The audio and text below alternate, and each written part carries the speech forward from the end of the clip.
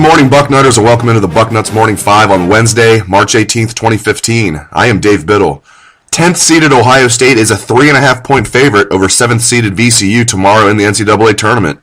Tip-off is scheduled for 4:40 p.m. Eastern Time in Portland. The spread opened at 2.5 points, so the money is obviously going the way of the Buckeyes.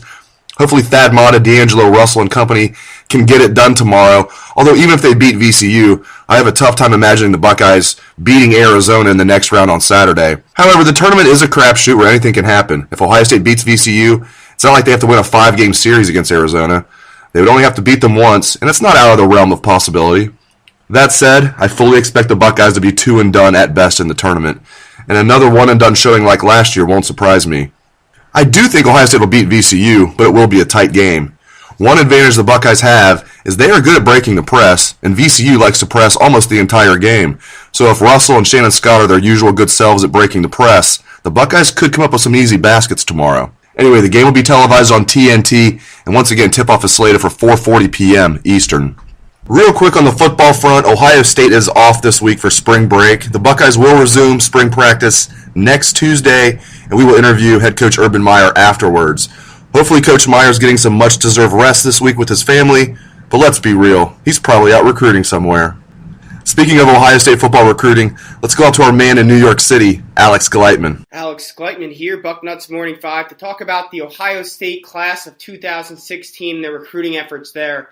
This class right now is shaping up to be a very good one, possibly number one overall in the country. Obviously, a lot of that depends on numbers and how many the Buckeyes can take versus a lot of the country. Certainly in star average rating, it should be right up there, and it possibly could go down as one of the best Ohio State classes in the history of the Buckeyes recruiting efforts. And one big reason why people are going to point to is the recent 2014 season national title.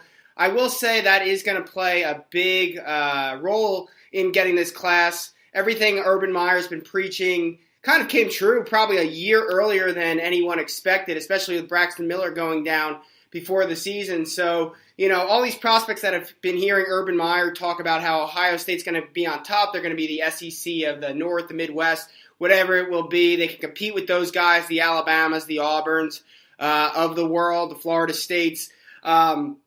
And that's all come true. He's delivered on those promises, and so people are paying attention. They know Ohio State with Urban Meyer, they're here to win. If you want to come play for a winner, develop your skills, and get prepared for the NFL, come.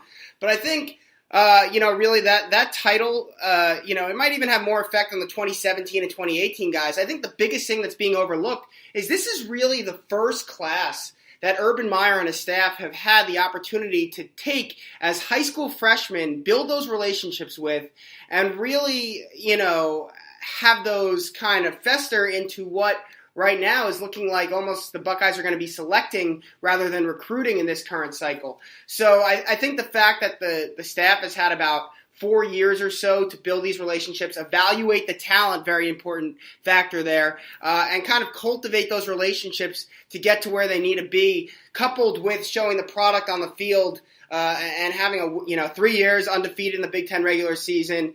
First year going undefeated, couldn't participate in postseason play. Second year going to the Big Ten championship game and the Orange Bowl, and third year kind of winning it all after an early season loss at Virginia Tech. That really validates everything. And then the one other thing I should mention that's really going into this, in my opinion, is that the 2016 Ohio class is extremely strong, and that doesn't look to be any different in 2017. So I think this year and next year, Ohio State's going to do very well keeping the top talent in the state home, which is going to build a great foundation for the class as Urban Meyer, almost as good as anyone in the country, if not better, goes out and gets national talent to complement his home base. So look for the Buckeyes possibly be on top in terms of overall rank this year, maybe the best class in Ohio State history, certainly up there in star average, not only for 2016, but for many years to come.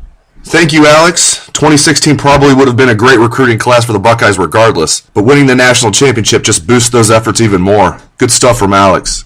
If you're looking for more on recruiting, Bill Kurlick has his In the Dean's Office feature on the site right now, where he answers questions about the Buckeyes' recruiting efforts. In the boarding house today, we'll have an item from a former Ohio State player talking about the concussion issue in football. Will Chris Borland's sudden retirement at the age of 24 have a ripple effect in football?